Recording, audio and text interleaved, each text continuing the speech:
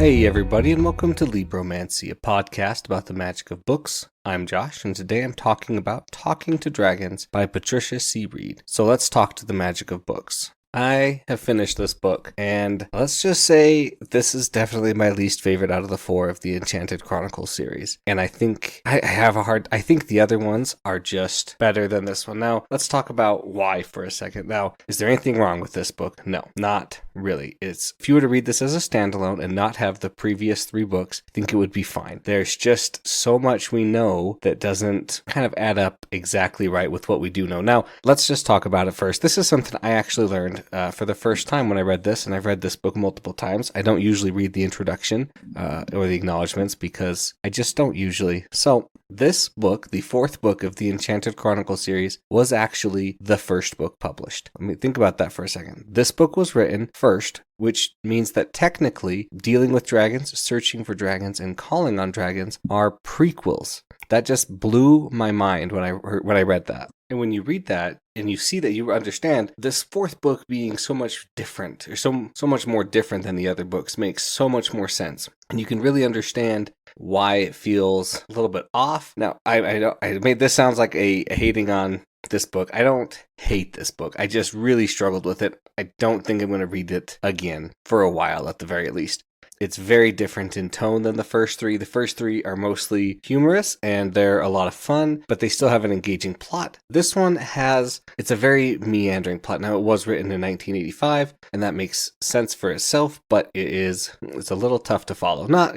Tough to follow is the wrong word. There is a lot of questions that this book leaves. Now, put credit to Patricia Wrede. The three books that come first, Dealing with Dragons, Searching, and Calling for Dragons, those do an excellent job of pre-fleshing out the story so that they will match up with what happens in this book, except for a couple things that we'll talk about when we get to the spoiler section. And I guess I just really didn't like the way that Cimmerine was portrayed in this book, because she's in the book for about 10 seconds and then she's gone till the very end of the book.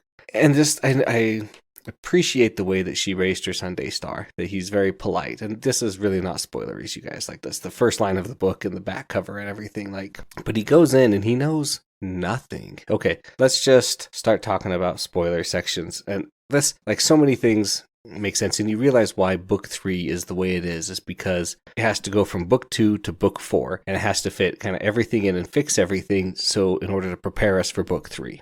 So I said I was going to talk about spoilers. Let's start talking about some spoilery stuff. Our story starts off with Cimmerine and Daystar, and we are in Daystar's perspective here, which is fine. We've been in a different perspective every book. I'm fine with that. We keep shifting. I approve of it. The story starts off with Daystar meeting a wizard who's at his house, and Cimmerine, of course, melts the wizard, and then comes back with a sword, tucks it and gives it to Daystar, and sends him off into the Enchanted Forest to figure out what he's supposed to do with it. And I understand, this little bit of a rant. I understand that he can't know what he's supposed to do with it, because if he knows he's carrying the right sword, then the wizards will be able to find it. But clearly, these wizards are just incompetent, because the sword has 15 different names. And I'm sure if they searched for it by 15 different names that he does know he's carrying, he knows he's carrying the sword of the Sleeping King. Well, have they never heard that name before? Have they never thought to search with that name before? Regardless, Daystar starts journeying in the Enchanted Forest. He meets a lizard named Suz, who gives him some helpful advice and tells him he has to figure everything out on his own. He then meets Shiara, a fire witch, who's struggling to cast her fire witch magic. She doesn't have a good hold of it. They go on some adventures together. They end up meeting a small, kind of not baby, but teenager dragon, which fits in right well with them. They travel, and they keep getting told, you have to make it to Kazul. You have to make it to the castle. You'll know what to do then. They fight some people. They stop some wizards. They survive some accidents. And then they meet Kazul. He runs into the castle. He's able to find the king, save him, and everybody lives happily ever after. Shiara gets to go live with Kazul and hopefully learn how to use her fire magic correctly. Daystar and Shiara have kind of gotten close. Daystar's excited about it, thinking, what can I do to make it so she has to keep coming back to me? He learns how to use he learns that he's the prince of the Enchanted Forest. All's well that ends well. Now, let's just talk about a couple things here that I don't like. And I'm sorry to all of you guys that do like it. Tell me why you like it. Tell me why I'm wrong. I'd love to hear it. Daystar is a decent protagonist, but and this is full spoilers for the whole book, he is so dumb and so smart at the same time. Like, he figures out a lot of things with the sword. He's understanding a lot of things. I don't know why Cimorene couldn't tell him he was a prince, or like why she never talked about his dad. She never once talked about him. Like, and Daystar figures out that he's his dad. Like, that just... Ugh. But Daystar's a moron because he meets the princess. He's like, oh, princess, I'll help you. And the princess is like, oh, well, come help me slay a dragon. Or save somebody. And she's like, well, I can't leave the forest, so I can't help you with that. And the princess is like, well, just give me your sword. And this is the sword that he's like refused to let go of in multiple situations because he knows it's very important and he doesn't want to lose the sword. And he tries to give her the sword. Like, Daystar, come on. You were just like, oh, I made a promise I had to help her. You made a promise to help her, not a promise to give her your sword and to lose the only quest you're on.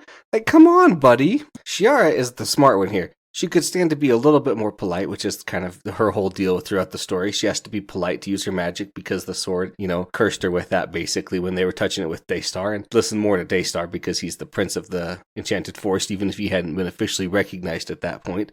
But like... Come on, listen to Shiara. She's in the right here. You don't owe this princess anything. In fact, your dad would probably kick the princess out because she's so annoying. She's very annoying. The princess and the knight, it was fun. I could have done with about 2.5 chapters less of them, and they're only in for 2.5 chapters, so let's just move on. I really liked there was so much fun stuff to like, finding the key in the caves of chance, by chance, right? By accident. Of course, that's hilarious. That makes sense. That fits in very well with our theme.